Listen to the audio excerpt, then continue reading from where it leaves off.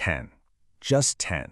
You know, in the grand scheme of global news, it might seem like a pretty small number. But early one Sunday morning, this number stood for a completely devastating, hyper-localized tragedy.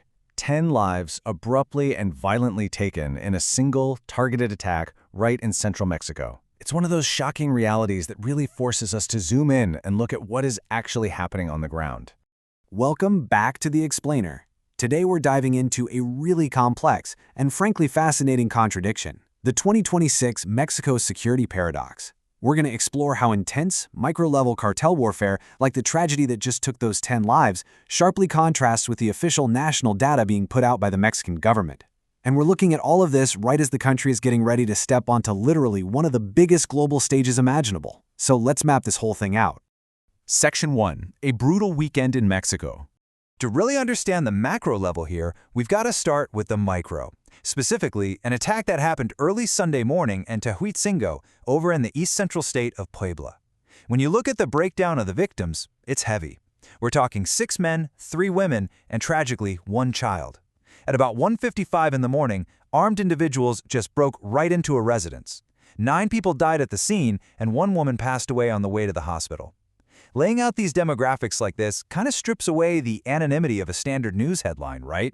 It really exposes the sheer unimaginable brutality of these localized attacks. The truly devastating nature of this attack was highlighted by the Puebla state prosecutor, Ida Pastor. She pointed out that of those 10 victims, 6 were members of a single family.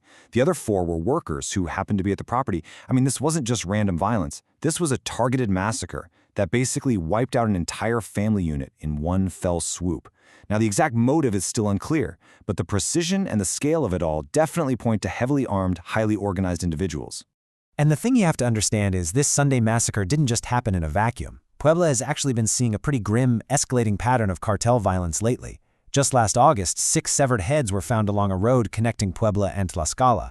Then, fast forward to February, we saw 6 people killed in Huehuetan El Grande, and just days after that, 3 more were killed when their vehicle was attacked in Puebla's capital. And now, the 10 victims from Sunday. When you string it all together, the progression paints a really clear picture of escalating localized bloodshed. Section 2. Drones and displaced families. But here's the thing, that targeted ground-level violence, that's really only half the story. If we shift our focus slightly west to the neighboring mountainous state of Guerrero, we're seeing a totally different kind of tragedy unfolding.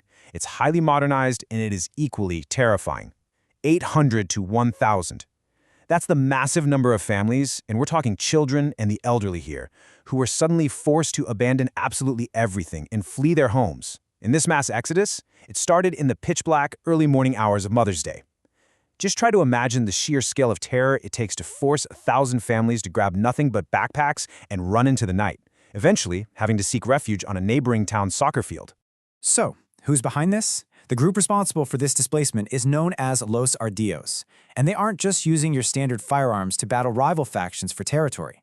No, they are utilizing handmade drone explosives. They are essentially waging modern aerial warfare directly on rural farming communities. It's like something out of a movie, but it's happening right now. You can really hear the absolute helplessness of these citizens in the words of Marina Velasco. She's a representative for a local indigenous council called Sipog-EZ. She said, "These have been days of terror. They've been bombing communities with drones, and how can one defend themselves from a drone?" I think that quote perfectly captures the absolute dread these communities are living with. They feel completely abandoned by state forces, basically forced to look up at the sky in fear of explosives raining down on them. And the human cost of this specific territorial conflict is just staggering.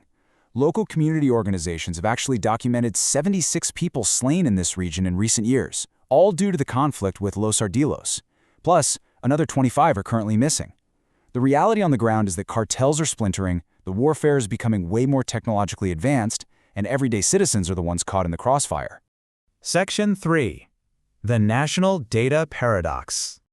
Okay, so having seen this hyper-localized terror in both Puebla and Guerrero, how in the world do we reconcile that with the national picture? Well, this brings us to a fascinating intellectual mystery.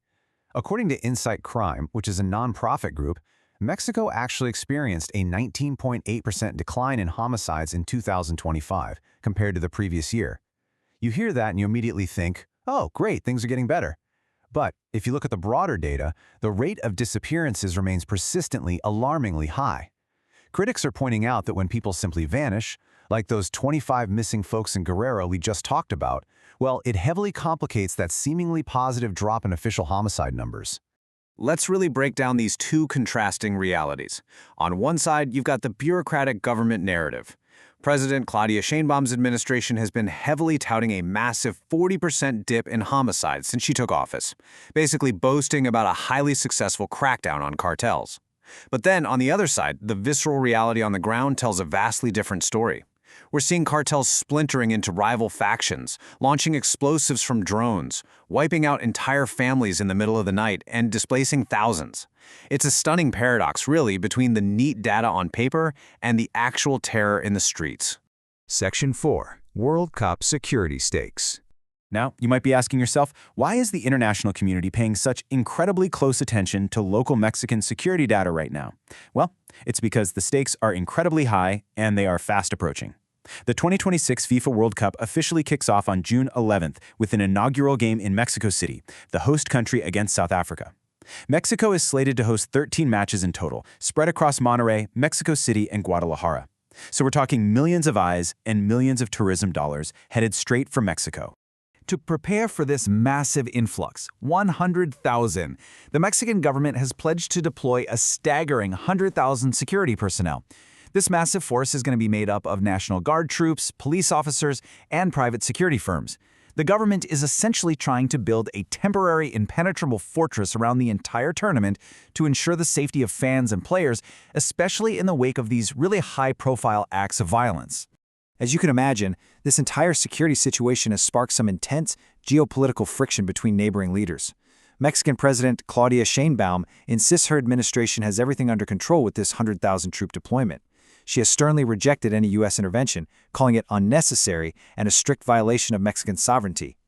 Conversely, U.S. President Donald Trump has taken a very different stance. He has publicly threatened to take unilateral military action on Mexican soil, stating the U.S. will do whatever's necessary to defend its national security against these cartels.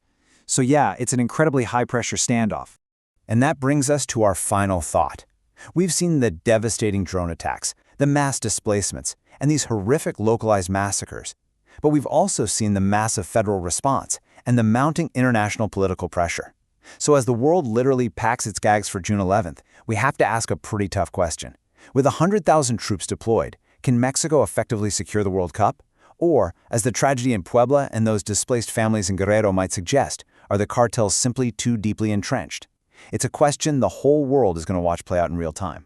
Thanks for joining me on this explainer, and remember to always keep questioning the data.